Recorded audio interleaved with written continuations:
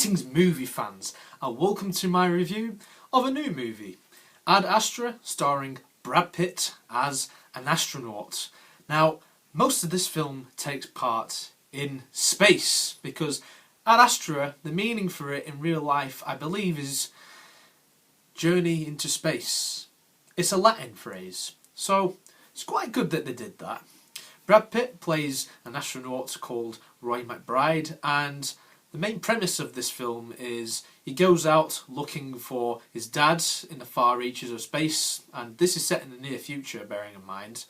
He's searching for him in the far reaches of space because there's been this big accident, and as a result of this accident there's loads of surges all throughout the cosmos, which is causing a lot of shit to happen all over the place, and as a result people are dying. So Roy McBride, he needs to save not only the Earth but the whole universe and stop all of this shit from happening, in a nutshell. His dad is played by Tommy Lee Jones. His dad is called Clifford McBride, and he's sort of responsible for this accident because where he is around Neptune, and the antimatter which has caused all of this accident is there near Neptune, and his dad has been out in space for about 30 years or so, and there's a lot of psychological stuff in this film.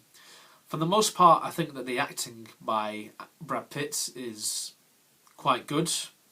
One good thing I can say is sometimes you forget that he's acting, if that makes any sort of sense.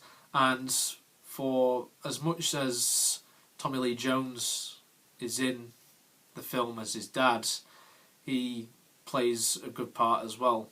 Tommy Lee Jones, for those of you who don't know, and I don't think I've actually said this, so anyway, he is one of my favourite actors, so for what it's worth, he plays a good part, which is just practically a given with the films, most of the films that he's in. But I felt it was wasted. I felt that he was only in the film for about 5, maybe 10 minutes out of the entire film. The film runs for about 2 hours 3 minutes, so for the most part it is a film primarily featuring Brad Pitt. As I said, he does give a good performance, and he's been praised for his performance, saying that it is a career best, that it's Oscar worthy. And before I went to see the film, I was quite excited by this. I thought there could be a lot of Oscar buzz around it, and plus it's a sci-fi, and I'm a real sucker for sci-fi films, so I thought that the film itself would be Oscar worthy. You've got other supporting characters in this film played by good actors such as Donald Sutherland. Again, a little bit like Tommy Lee Jones, he was wasted. I felt that he wasn't in the film that much, and the way that his character is just left, like within the first half hour or so of the film, it just feels like, well, what happened to him? I wanted to know what happened. I was just intrigued by his character because it felt like he had a lot to say regarding the plot of this film. There's a lot of secrets that are coming out, and that's one of my main criticisms really, is there's a few actors in this film who I feel personally are wasted. So you've got people like Tommy Lee Jones, you've got people like Donald Sutherland, you've got people like the woman who's on Mars, you've got people like Brad Pitt's love interest, Brad Pitt's wife, and it just feels the only bit of attention that's been given in this film is Brad Pitt's character, which, you know, obviously does make sense because he is the main character, but in all honesty, I feel that the story for this film is pretty shit, right? I basically told you the plot of the film.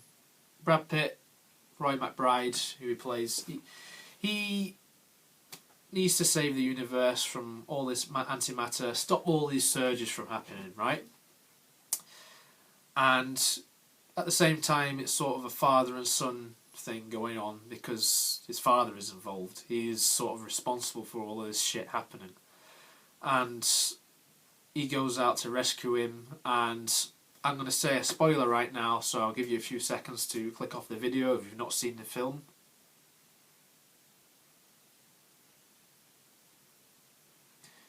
So basically, what happens is he finds his father at the end, and his father is sort of like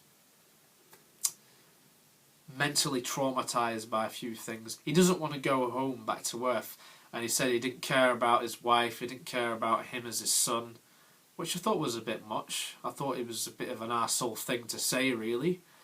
And he just wanted to stay out in space, and he felt like his fate was to die up in space and fulfill his mission, seek out new life and all of that sort of thing.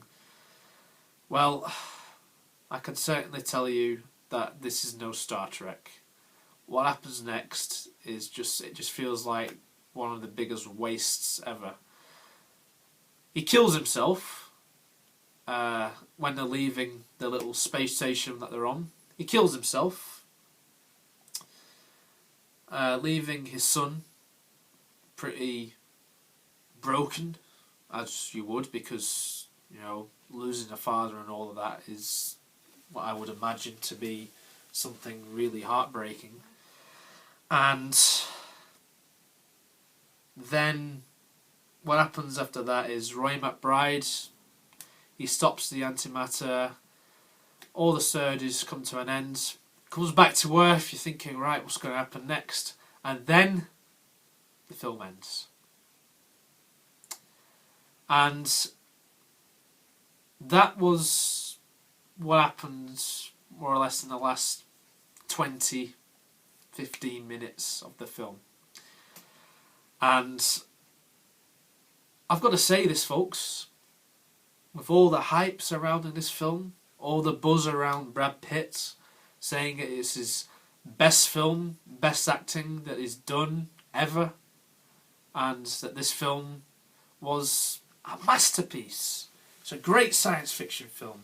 It could go down as a classic. I don't know what all these people are on about, because honestly, I found this film boring. I found the ending shit. As I said, people were wasted. And yeah, Brad Pitt is good. I will say one good thing, Brad Pitt is good. But I don't think even he can save the film. I went to go and see this film, right? I went to go and see it, and I got bored. Halfway through the film, I was daydreaming, and then I realised, oh shit, this is a film, I'm watching a film. And the only notable things that happen really is, they visit a abandoned space station, or abandoned spaceship halfway through, Brad Pitt and the crew, and they find all of these chimps who've gone crazy and they've been killing everyone. There's all these dead bodies floating around. Now, one good thing I will say as well is the special effects is quite good, so it's got that going for it. So if it was to win an Oscar, then I'd say it's probably for the special effects, but to be fair, there have been some better special effects. It's not the best I've ever seen, to be honest. Nothing groundbreaking, but it was pretty good. It did the job. I would have liked to learn more about that, like why did all of these monkeys go crazy? Because obviously monkeys are used for experiments in space. We all know this if you're into your space and your technology and all of that. They're used as placebos in a way. But I just feel that, this film could have been so much more. And for me, it just failed in so many ways.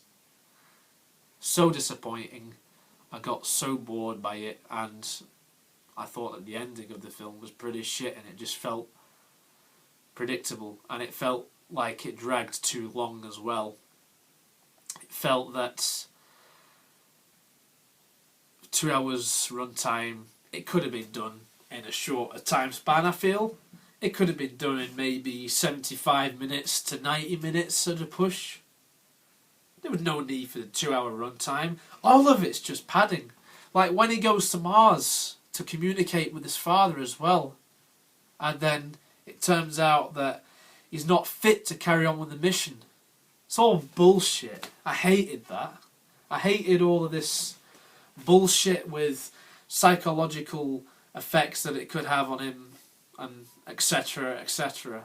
It's just bullshit, right?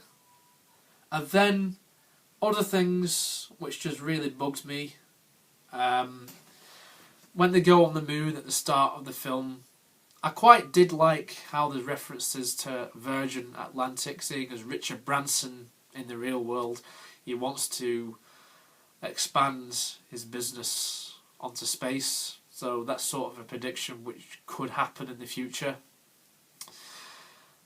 But you get this little battle going on the moon, like opposition, and it's to do with fighting over resources, because Earth, from what you learn at the beginning of the film, isn't in the greatest place in the future. So that's why that's happening. But you see that, and then nothing really happens after that, and it just feels like that all the way through the film. There's so many things that happen which I would genuinely like to learn more about, because then I think the runtime would have been justified. But it's just literally, they say, oh yeah, this and this happens. That's it. We don't learn more about it. I would have liked to have learned more about it, because it would have given this more maybe of a dystopian feel. Because a lot of films do that. They tell stories that's just set in the future and they have a dystopian feel. A lot of sci-fis do that. This one tells you, oh yeah, X, Y and Z happens. Don't explain why. And it's just so frustrating. Really frustrating. And it's just a snore fest. So for what it's worth, I do not recommend that you see this film. I think that this is one of the most overhyped films to come out this year. There have been so much better films that have come out. If you want a film which is like a good sci-fi little journey into space, then I highly recommend films like Interstellar or even The Martian. And The Martian, I remember saying back in my review of that, which I did a few years ago now, I remember saying that part way of the film I did get a little bit bored. But you know what? I take that back. I think The Martian as a film is a million times better than Ad Astra. Interstellar is amazing as well. It's so underappreciated. In fact, I might actually do a review of it one day on this channel, so stay tuned for that. But yeah, my final thoughts, I don't think that this is a good movie. I think it's overhyped. Saying it's Brad Pitt's best film. He's done way better films than this. In fact, I even slated this in a previous review as well. That film, what he did with Anthony Hopkins, when he's playing like the devil or an angel, I can't remember exactly. Meet Joe Black, remember that? He's better in that film. Honestly, I think that this film has just been so overhyped. I can't see what all the fuss is about. Stay away from it. Overall, I'm going to give this a 3 out of 10. Honestly, I came out of the film, I just thought, what the hell was that all about? I'm starting to forget everything already. And I literally saw this film last night. No joke.